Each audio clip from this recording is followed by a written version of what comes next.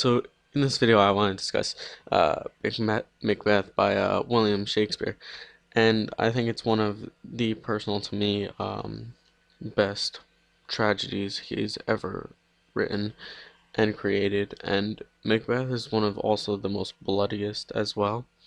So Macbeth basically, the scene is basically taking place in Scotland and some in England as well. England more later on. But we start out in Scotland, and in the beginning, Shakespeare geniusly puts out the three witches, who are these evil characters that prophesize evil doings and entitlements to Macbeth and Banquo as well. So the three witches basically prophesize that Macbeth will take the throne from the king and will become the Thane of Cawdor as well. So, in order to establish the foreground for it, blood is also introduced in the beginning, and it's an important symbol throughout. Macbeth is fighting against other armies, and afterwards, he sees the three witches with Banquo, and the three witches basically state to him that he's about to become the Thane of Cawdor and become the king as well. So then the Thane of Cawdor is executed for treason, and the role goes to Macbeth. So they establish their credibility as prophets to Macbeth. So then Macbeth believes that he will be next in line to become the king. There's only one problem, that another Thane is about to become the king before him. So what Macbeth does is um, basically he basically kills the king, and the symbolism of hallucinations, and he sees this vision of a dagger killing the king. All of these issues go towards Macbeth's greed for power and lust for power to accomplish these fantasies and prophecies that the three witches established in his mind. And he sees this dagger, and he uses daggers to kill the king. And then he described blood as being not being able to wash from his hands, as well as Lady Macbeth says so too. Lady Macbeth is an important character because, let me just, Lady Macbeth. Lady Macbeth is one of those masculine women that she places manhood into Macbeth. She states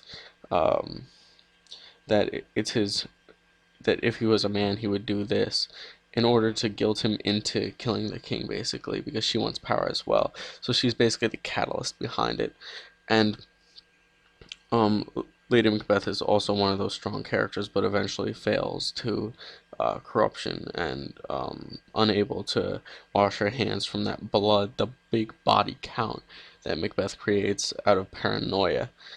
But after Macbeth kills the king, he stated that he couldn't sleep. He had issues sleeping, so he was having all these fantasies, all these weird hallucinations, and eventually it was said to Banquo that Banquo's son would become kings and such as well. So what Macbeth did was he hired murderers and conscripts to kill Banquo, and eventually killed him. That was his best friend. And then when Macbeth sits down at the table with all the other thanes and Scottish nobility, he starts having these hallucinations about it, and he can't even focus, and he's going mad. So this basically showed the greed that Macbeth had, greed, and the downfall of greed as well, like lust. And we also have blood as a symbol. Blood. Because there's blood often, and they can't wash their hands of the blood. That's the corruption. They can't wash their hands of it. And it goes against Macbeth's conscience as well, all of what he did. And personally, to him, he felt it was justified because he wanted to establish himself as king. But there's also a difference between that and a tyrant. Now, Macbeth thinks he's a king, but other people would describe him as a tyrant. And now a tyrant is more of a totalitarian ruler that what he says goes, and a king is more of a monarch that is in accordance with the people. So tyrant.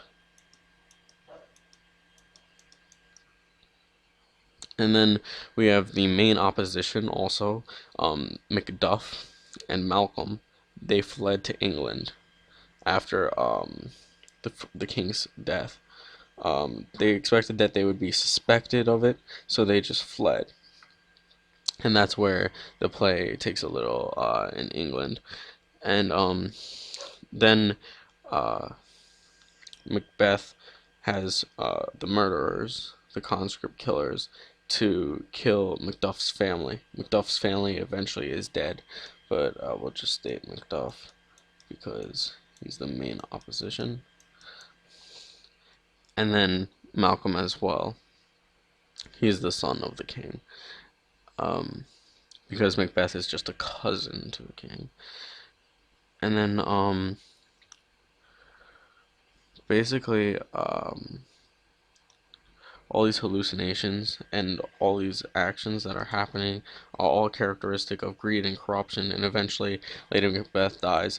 Um, she can't handle the corruption, the body count that Macbeth created because of her, and it's just a symbol and a kind of didactic response to state that Shakespeare is trying to state that greed and corruption ultimately will lead to the downfall, and they're not good.